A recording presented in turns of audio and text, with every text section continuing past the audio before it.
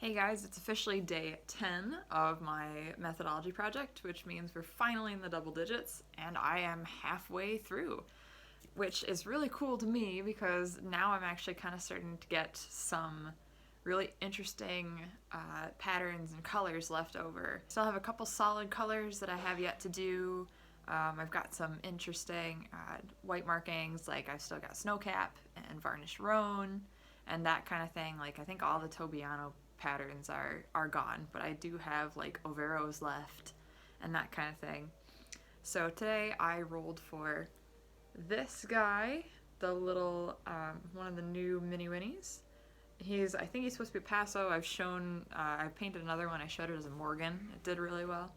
And the color is Buckskin Splash Pinto, which I think is going to be really, really cool on this little guy. So I'm going to go ahead and get started and show you guys day 10.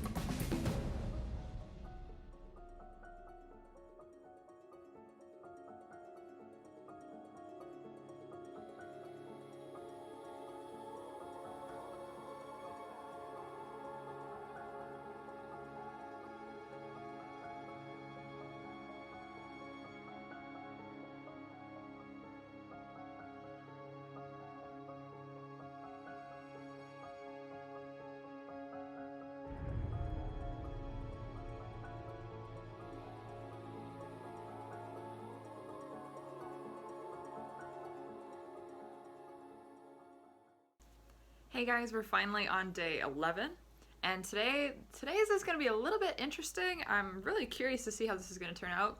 So I got the walking Arab as a horse today. So this is our base body, and then for the color I rolled Cremello, which is going to look really, really nice on this guy. But then for pattern I got Frame Overo, and I'm not a big Overo person, so we're going to see how this ends up looking, because I think this could be a really, really interesting coat color. Obviously can't be a pure-blooded Arabian because Arabs don't have that specific white pattern, but that doesn't mean that it couldn't make a really excellent cross. So I'm going to go ahead and see how this turns out.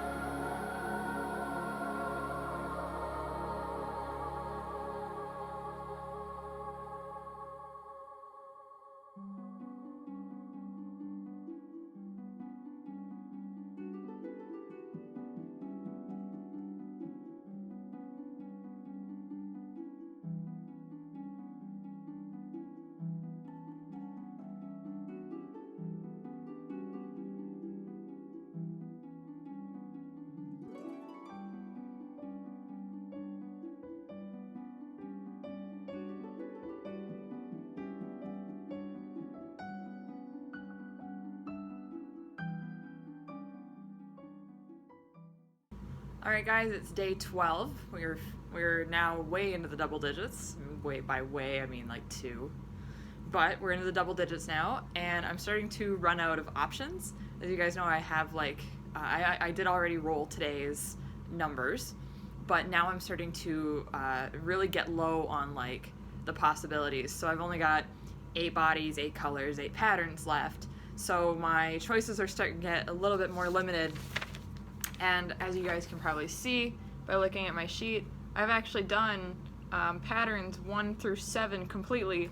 So what I might just do now is go through and say, hey, I'm gonna roll for 8 through 20, because all of my patterns are numbers 8 through 20 that I still have available. Not so much colors, because I have not used number 3 yet. Otherwise, I've gotten almost all the way 1 through 9. So maybe number 3 will pop up in the next couple days here. And bodies too, it's kind of been all over the board as far as like I've got some gaps in here as to what I've used. So I can't really go down, like shrink my size for the number generator until I kind of get that a little bit, fill that up a little bit more. But for today, I actually got to cross off a pattern by default because I rolled dominant white, and dominant white obviously cannot have any white markings on top of it. It is just white. So today is a dominant white, and I rolled for Darley, which is one of the newer Stablemate Club stablemates. I've never painted one of these guys before. Same with like Darwin. I've never painted a Darwin before. So I think this guy's going to look really nice in dominant white, and he's probably going to be I really want to say the easiest one I've done so far, because I literally do not have to paint any white markings on top of this. I just have to worry about white and a little bit of pink shading, and then getting his details painted on. So here we go, day 12.